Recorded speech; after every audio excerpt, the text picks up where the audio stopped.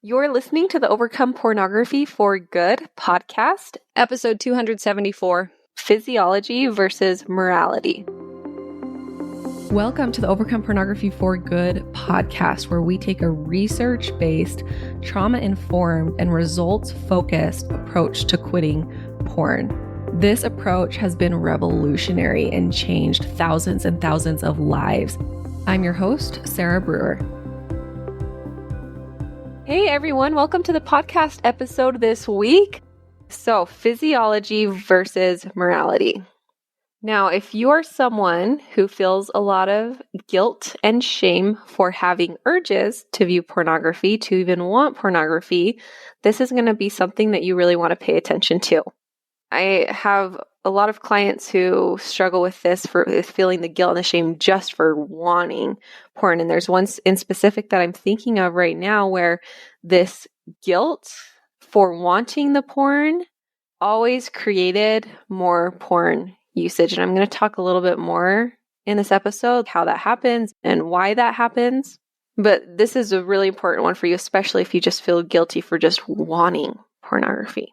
Okay, so first off, here's what I'm going to say about that is the reason that you want it isn't because something's wrong with you or because you're doing something wrong.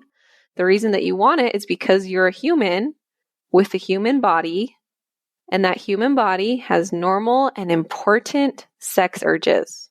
If you grew up in a family that avoided talking about sex and sex was kind of taboo, you might have missed this. And that's okay. You're just going to learn it now. But sex urges and wanting sex and these urges to, release these sex hormones, these are normal and important and a good thing. So I want to talk about three things today. The first one is the difference between physiology and morality. Okay, these are two different things. Physiology are normal body responses because you have a normal human body. Morality is what you choose to do with those responses. And morality, you get to decide for yourself what morality is. Different people have different ideas on what morality is. Okay, so for example, if we take hunger, being hungry is a physiological response. It's not good, it's not bad, it's just there. Period. Hungry. Morality is what you choose to do with that hunger, right? You have choices. You can go make a sandwich, or you can steal food from your roommate's shelf on the fridge, or you can go and steal food from the grocery store. Okay, morality is what you decide to do with that physiological response. For many of you, you'd say it's immoral to go and steal food. The hunger isn't immoral, but the action of stealing food might be immoral. Okay, remember, hunger doesn't mean that you're good or bad, and it's the exact same with sexual urges, okay? Physiology are your sexual urges. Morality is what you choose to do with it. You get to decide what that is. This is really, really important to understand the difference between these two because of this step number 2 I want to talk about, which is that physiological symptoms are normal and nothing to be ashamed of. I want you to imagine if we shamed ourselves for wanting sugar. And some people do this. If you're on social media, there's, big movements of food positivity and body positivity, and a lot of that starts with neutralizing food and not making food good or bad, sugar good or bad. So some people do this. They shame themselves for wanting sugar and for craving sugar. What happens is it really is very detrimental to their health, to their mental health, causes eating disorders, and can cause a lot of binging, right? If we shame ourselves to want sugar, what happens is it creates this deprivation, like this idea, I want it, but I can't have it. And not only can I not have it, but there's something wrong with me for wanting it. What's wrong with you for wanting sugar?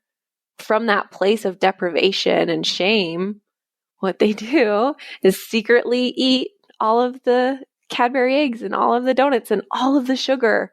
Go and hide and secretly eat all of it until they're sick. And this is the same with our sexual urges. When we shame ourselves for having sexual urges, it causes deprived, secret, binging behavior. So instead, what we want to do is we want to try to look at these physiological responses as neutral. Okay, so I want you to imagine that you're at a grocery store and you see a candy bar in the aisle and you're thinking, hey, I want that. Like, that sounds really good.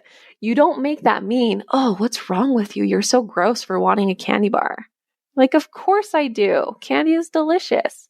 But I'm not going to have that right now. Or do you ever have urges? Like, whenever I stay up past 11, I always want to go get Arby's. You have urges to go get Arby's, right? What if you wanted Arby's and you're like, ew, what's wrong with you for wanting Arby's? So awful. You're such a terrible person for wanting Arby's in the middle of the night. Right? If you did that, that would just cause deprivation and shame and lead to you going and getting Arby's and eating it secretly, probably, right? Instead, you're like, yeah, but I'm not going to get it because I don't think I'll feel very good. It's not really lining up with the values that I have in my life to eat healthy. So I'm just not going to have it. And of course I want it, and that's okay, but I'm not going to have it. Okay, so we want to do the same with urges for pornography. Right? I want that. I want to continue exploring that, and that's okay, and I'm not going to. Instead of, what's wrong with you? This is terrible. I once heard Jennifer Finlayson Fife. She's awesome. And I'm going to talk about her a little bit more later in this podcast. She's an LDS sex therapist. You definitely need to go look her up if you haven't yet. But she once said that, something along the lines, I hope I'm not misquoting her, but she said something along the lines of like expecting our kids to not want to view pornography is like putting kids in a candy store and expecting them to not want to eat the candy. And that isn't a bad thing from this lens of morality versus physiology. Sexuality is normal and healthy and an important part of human development. So expecting yourself to not want sexual things is just going to lead to deprivation and to wanting more sexual things and to shame and to hiding. All right? It is not a sin to have normal physiological responses.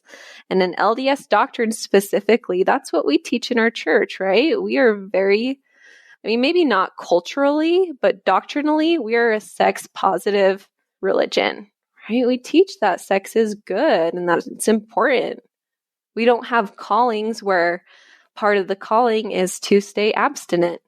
Sex is a good thing. It's part of being a child of God. And there's a difference between those physiological responses that are normal and healthy and morality. It is not immoral to have urges for pornography. I'll say that again. It is not immoral to have urges for pornography. Hey, you guys, Wednesday, April 22nd, I am teaching in live class that I'm so excited about. I would love to have you attend. It's free to attend. It's called How to Finally Be Free from Porn by the End of 2026. And it can absolutely happen quicker than by the end of this year, but I'm giving you the framework and the things that you need to really stay laser focused in on if you want to have that feeling of freedom, to not be burdened down by this anymore. If you're ready, if it's time, if you want to go, if you want to do it, this is the class you need to be at. It's Wednesday, April 22nd at 6 p.m. Mountain, 8 p.m. Eastern. You can register by going to centerforovercoming.com/live class. I'll be there. I don't do these live classes. Unless you're in the program, you won't see me live very often. So I definitely recommend that you come. I'll stay to answer questions at the very end. All right, you guys, so excited to see you there. Now, number 3, that doesn't mean that you have to view porn in order to be healthy sexually, right? It's not either have this healthy sexuality and view porn or quit pornography and repress your sexuality. You can decide to not want porn to be a part of your life and not suppress your sexuality. So for example, you can learn how to not want sugar and still be very healthy nutritionally, right? In fact, most people would say quitting sugar will help you to be healthier nutritionally. And there are a lot of reasons that quitting pornography will help you be more healthy mentally, emotionally, and sexually.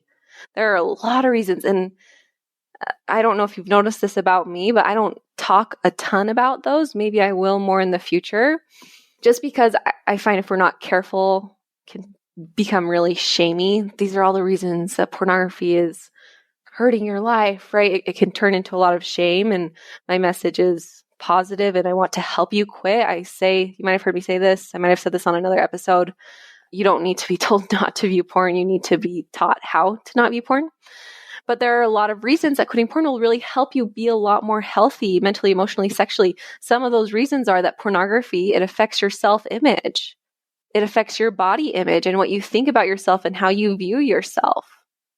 It affects the way that you view others. Absolutely. It affects relationship satisfaction, and it normalizes this non-consensual behavior that can be really detrimental in our society. Okay, so you can quit porn and still be healthy sexually. In fact, I would argue, and a lot of other people would argue, that quitting porn will help you be healthier sexually.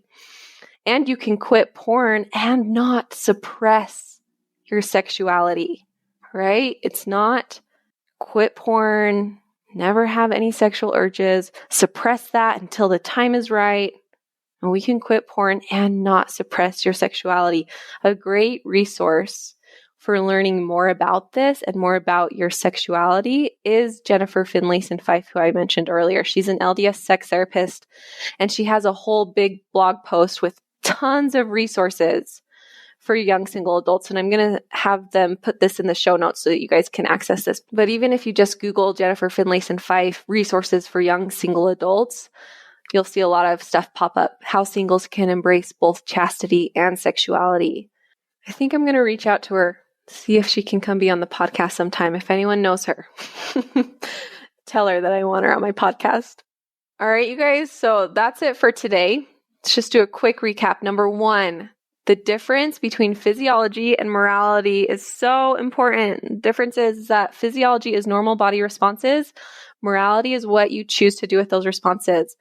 It is not immoral to have sexual urges and urges to view pornography.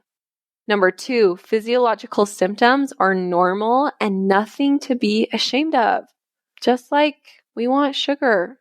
And number three, you can quit porn without repressing your sexuality. It's not either or. And I see this over and over again with my clients, right? We look at what happened when they slipped up and they viewed porn and they didn't want to. The urge that they have for the pornography is just a fact. Okay, we just put that, we look at that. Okay, that's a fact. That's what was happening. And what were you thinking and feeling about that urge? Every time that they say, well, I felt really bad about that urge, never ended up with a positive result. The way to get a positive result is to start thinking about it much more neutrally. Last week, I just had a post on my Instagram about talking to yourself as if you are a sports commentator. So what that would look like is, there she is, she felt lonely and she had an urge to view pornography. Or there he is, he had a bad work review and then he had an urge to go look at pornography because he felt bad about himself. What it wouldn't look like is, what's wrong with that person for having an urge? They're never going to make it. They're going to be a failure. Something's wrong with them. Something's wrong with their brain for wanting this. No, it'd be very neutral. Like, this is what is happening, period. No drama about it. Okay, we have urges to view pornography. That's it, period. No drama. There's no need for any drama about that because it doesn't mean anything. It doesn't mean anything good. It doesn't mean anything bad. It's just that's what's happening. And if you've attended some of my master classes in the past where we've talked about how your brain works, you know, the fact that your brain wants pornography is just a sign that it's working correctly. You've trained yourself to want porn. It means your brain is working exactly how it should. Nothing's gone wrong here. It's just working how it's been trained to work. Now, because we know how we trained it, we can learn how to untrain it to not want pornography. All right, you guys, have a great week. Bye-bye. I want to invite you to come and listen to my free class, How to Overcome Pornography for Good Without Using Willpower. We talk about how to stop giving into urges without pure willpower or relying on phone filters so that you can actually stop wanting pornography. We talk about how to stop giving up after a few weeks or months. And spoiler alert, the answer isn't have more willpower. And then lastly, we talk about how to make a life without porn easily sustainable and permanent. If you're trying to quit porn, this class is a game changer. So you can go and sign up at sarahbrewer.com/masterclass, and it is totally free.